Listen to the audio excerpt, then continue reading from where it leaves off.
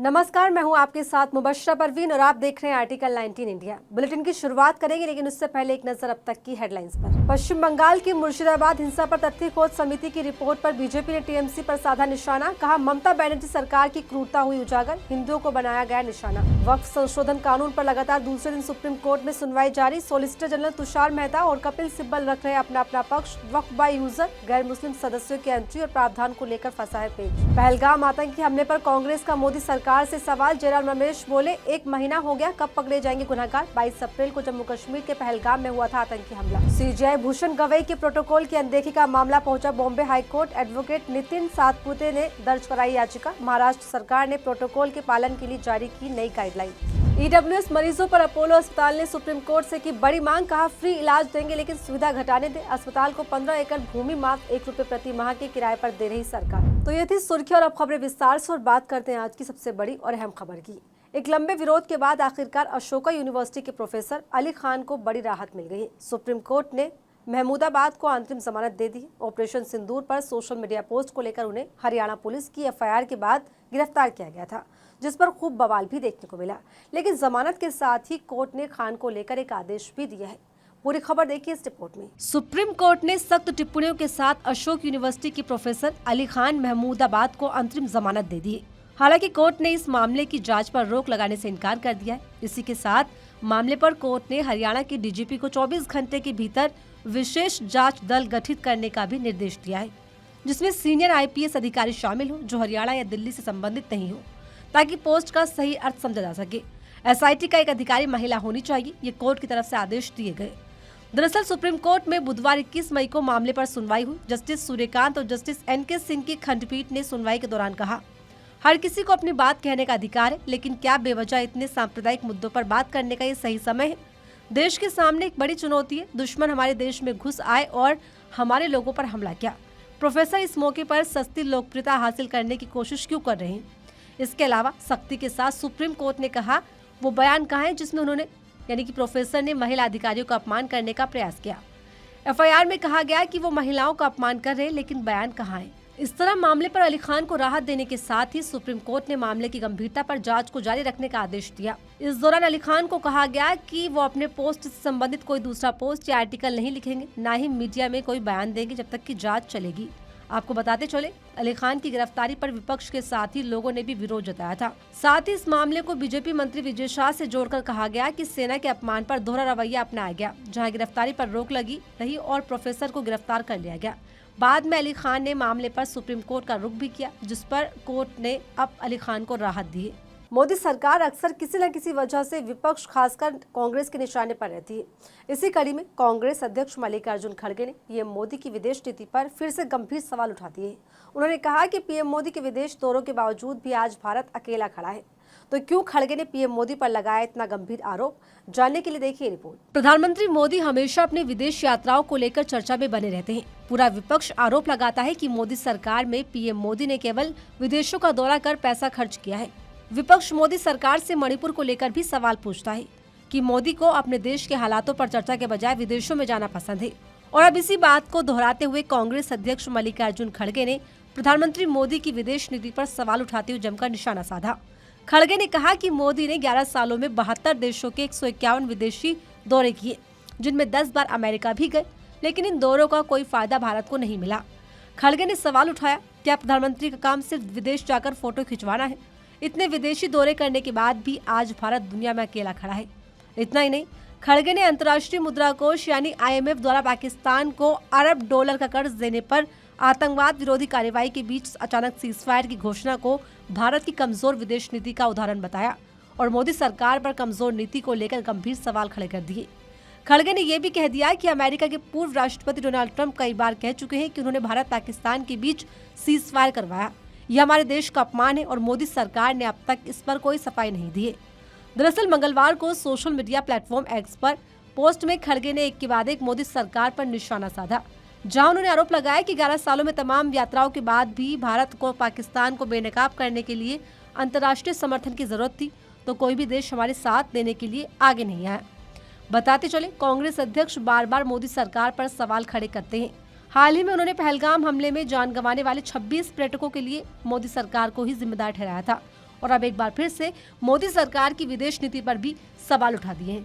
इधर national Herald case में कांग्रेस सांसद राहुल गांधी और पूर्व अध्यक्ष सोनिया गांधी के खिलाफ लगे आरोपों पर सुनवाई हुई, जहां ईडी ने दावा किया है कि मामले पर प्रथम दृष्टया यानी कि पहली नजर में मामला बन रहा है, जिसको लेकर 2 जुलाई से लेकर 8 जुलाई तक रोजाना सुनवाई होनी है।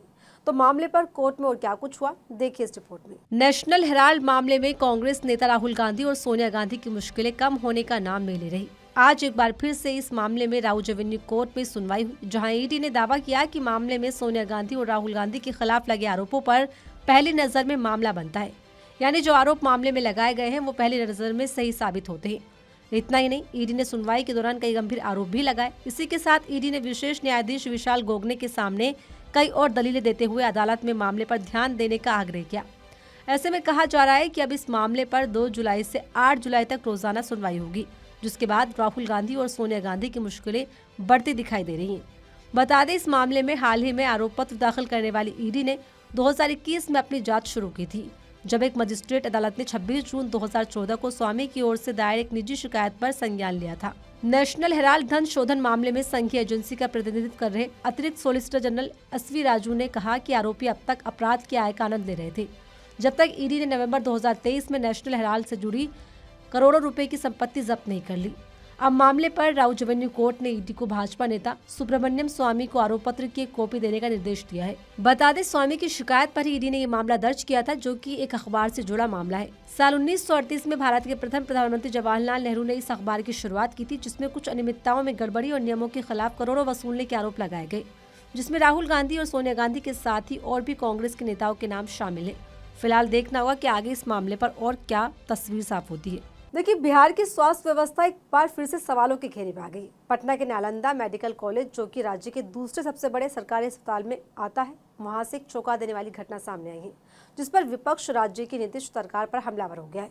तो क्या है पूरा मामला, जिससे विपक्ष के निशाने पर आ गई है एनडीए सरकार? जानने के लिए देखिए रिपोर्ट। बिहार में एक बार फिर लचर स्वास्थ्य व्यवस्था की पोल खुलती हुई नजर आ रही है। यहाँ बड़े सरकारी अस्पताल एनएमसीएच में चूहों ने एक मरीज का पैर ही कुतर डाला। हालांकि ऐसा पहली बार नहीं है कि चूहों पर आरोप लग रहे हो। इससे पहले चूहे ने शराब पी, फिर बांध को ही काट डाला।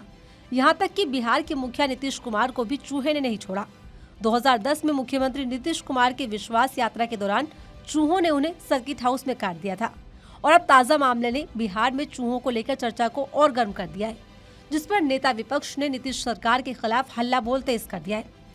दरअसल हुआ यूं कि नालंदा जिले निवासी अवधेश कुमार, जो कि अपना इलाज कराने के लिए पटना के एनएमसीएच में हड्डी रोग विभाग के यूनिट 4 में बेड संख्या 55 पर भर्ती थे। उन्होंने बताया कि इस दौरान रात को जब वो सो रहे थे तो उनके पैर को चूहों ने कुतर दिया। इस घटना का वीडियो भी सोशल मीडिया पर खूब वायरल हो रहा है, जिसको लेकर तमाम विपक्षी दलों ने इस मुद्दे को गंभीरता से उठाना शुरू कर दिया है। मामले पर बिहार के नेता प्रतिपक्ष तेजस्वी यादव ने भी बहुत गंभीरता से इस मुद्दे को उठाकर नीतीश सरकार पर निशाना साधा। उन्होंने एक्स पोस्ट पर घटना का वीडियो शेयर कर अस्पताल की बदहाल व्यवस्था और चूहों के आतंक से जुड़े कई और मामलों का भी जिक्र किया। उन्होंने आरोप लगाया कि इन घटनाओं पर कोई कार्रवाई नहीं की जा रही। वहीं इस मामले पर बिहार के स्वास्थ्य मंत्री मंगल पांडे से सवाल किया गया तो उन्होंने अपने विभाग की लापरवाही को छोड़ विपक्ष पर ही हमला कर दिया। यहाँ तक कि उन्होंने स्वास्थ्य के मुद्दे पर तेजस्वी यादव से डिबेट करने तक का चैलेंज दे दिया। बहरहाल ये घटना बिहार के सरकारी अस्पतालों की बदहाल स्थिति को दर्शाती है। स्वच्छता, बुनियादी सुविधाओं और कर्मचारियों की कमी जैसे मुद्दे लंबे समय से अनसुलझे हैं, जिस पर विपक्ष ने नीतीश सरकार को घेर लिया है। बताते चले, बिहार में अगले कुछ महीनों में विधानसभा चुनाव होने हैं। ऐसे में ये मुद्दा नीतीश कुमार के लिए मुश्किल खड़ी कर सकता है। जस्टिस यशवंत वर्मा मामले में दायर याचिका पर सुनवाई करते हुए सुप्रीम कोर्ट ने बड़ा फैसला सुनाया है। कोर्ट ने उन वकीलों द्वारा दायर एक रिट याचिका खारिज कर दी, जिसमें न्यायमूर्ति यशवंत वर्मा के सरकारी आवास से अवैध नकदी मिलने के आरोपों के संबंध में एफआईआर दर्ज करने की मांग की गई थी। पूरी खबर देखिए इस रिपोर्ट में। क्या कुछ यशवंत वर्मा के लिए हुआ, क्या कुछ कोर्ट ने कहा, जानिए। कैश कांड मामले में घिरे इलाहाबाद हाईकोर्ट के जस्टिस यशवंत वर्मा के खिलाफ एफआईआर की मांग वाली याचिका बुधवार 21 मई को सुप्रीम कोर्ट ने खारिज कर दी। इसी के साथ कोर्ट ने याचिकाकर्ताओं को कहा कि ये मामला प्रधानमंत्री और राष्ट्रपति के पास है, आप जाकर पहले उनसे गुहार लगाए, फिर हमारे पास आए। इस तरह जस्टिस यशवंत वर्मा के मामले में दायर याचिका पर सुनवाई करते हुए सुप्रीम कोर्ट के सीजेआई बीआर गवई ने और जस्टिस एजी मसीह की बेंच ने बड़ा फैसला सुनाया। जानकारी के मुताबिक एफआईआर की मांग वाली याचिका एडवोकेट मैथ्यूज नेडुम्पारा ने लगाई थी। नेडुम्पारा ने दलील दी कि नकदी की बरामदगी भारतीय न्याय संहिता और भ्रष्टाचार निवारण अधिनियम के तहत एक संज्ञेय अपराध है और पुलिस को एफआईआर दर्ज करनी चाहिए, लेकिन पीठ ने इसे भी फिलहाल स्वीकार नहीं किया। बता दें, ये नेदुम्पारा द्वारा इस मुद्दे पर दायर की गई दूसरी याचिका थी। इससे पहले मार्च में उन्होंने उस समय की जा रही इन हाउस जांच को चुनौती दी थी और आपराधिक जांच की मांग की थी, जिसे कोर्ट ने उस समय असमय कहकर खारिज कर दिया था। और अब क्योंकि मामला सरकार के अंडर है, तो कोर्ट ने कहा कि इसलिए याचिका विचार योग्य नहीं है। बता दें, 14 मार्च की रात आग लगने की घटना के बाद से ये मामला चर्चा के साथ ही विवाद का विषय बना हुआ है। मामले की जांच जारी, 3 सदस्यीय जांच समिति द्वारा मामले को देखा जा रहा है। उधर इस पूरे मामले पर सरकार का भी तीखा रवैया सामने आ रहा है। अभी हाल ही में इस मामले को लेकर उपराष्ट्रपति जगदीप धनखड़ ने जस्टिस के खिलाफ एफआईआर में हो रही देरी पर सवाल उठाए थे। हालांकि कोई पहली बार नहीं, लगातार वो न्यायपालिका और कार्यपालिका के बीच संबंधों पर सवालिया निशान उठा रहे हैं। उन्होंने कहा कि जस्टिस वर्मा के घर मिली नकदी का सोर्स क्या है, उसका मकसद क्या था, क्या इसने न्यायिक प्रणाली को प्रदूषित नहीं किया, जिस पर बहस भी छिड़ी हुई है। तो फिलहाल इस बुलेटिन में मेरे साथ इतना ही। ऐसे तमाम खबरों के लिए बने रहिए मेरे साथ और देखते रहिए आर्टिकल 19 इंडिया।